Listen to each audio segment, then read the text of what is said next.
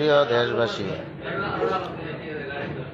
6 মাস আগে সাদা পাথর গেছিলাম আমার প্রতিষ্ঠান থেকে, একদম কাছে সাদা পাথর। হ্যাঁ, এইটা নিয়ে যা পারছেন তা লেখছেন। আর আমি রয়্যাল এনফিল্ড চালাই।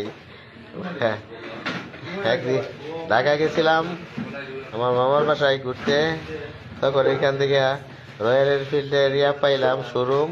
ওই একটু বৈশা একটু একটা ছবি তুলে নেই। কে মানুষের জীবনে কি ছবি তোলার অধিকার নাই? না, মানুষের জীবনে ওই সব কিছু টাকা লাগে। আমার কাছে আমার বাসা থেকে সাদা পাথর যাইতে টাকা লাগে না। হ্যাঁ, জাফলং যাইতে বেশি টাকা লাগে না। হ্যাঁ, ইনশাল্লাহ খুব কাছে।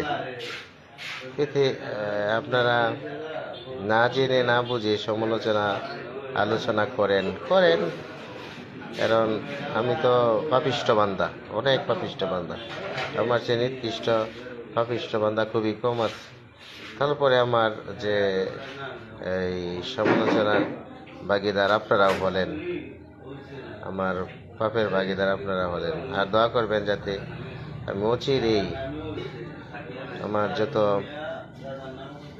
আমার শিক্ষকতা পেশায় আসার পরে যত দেনা পাওনা হয়েছে সব কিছু মানুষকে দিয়া দিব ইনশাল্লাহ, অচিরেই যাতে দিয়া দিতে পারি, এই দোয়াটা করবেন।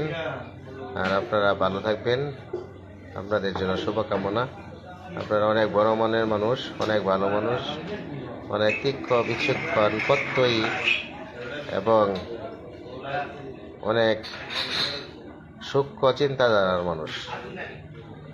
হ্যাঁ, আপনাদের মতো সূক্ষ্ম চিন্তাধারা, প্রত্যয়ী, বিনয়ী এবং ভদ্র মানুষ হইতে গেলে আমার অনেক পরিশ্রমের দরকার, অনেক ত্যাগ তিতিক্ষার দরকার, আমাকে অনেক সাধনা করতে হবে। ইনশাল্লাহ আপনারা দোয়া করবেন যাতে পরবর্তীতে মানুষ হইতে পারি।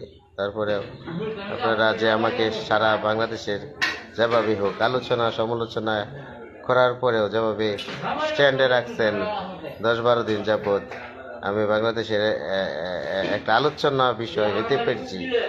এজন্য সবাই হয়তোবা সমালোচনা করতে পারে, কিন্তু আমার মাঝে মাঝে সমালোচনার এই যে খারাপ লাগার পরও মাঝে মাঝে কেন জানি মনে হয় যে না, আমি যেভাবেই হোক দেশবাসী আমাকে চিনে, এটা অত্যন্ত গর্বের এবং গৌরবের একটা বিষয়। ইনশাল্লাহ ভালো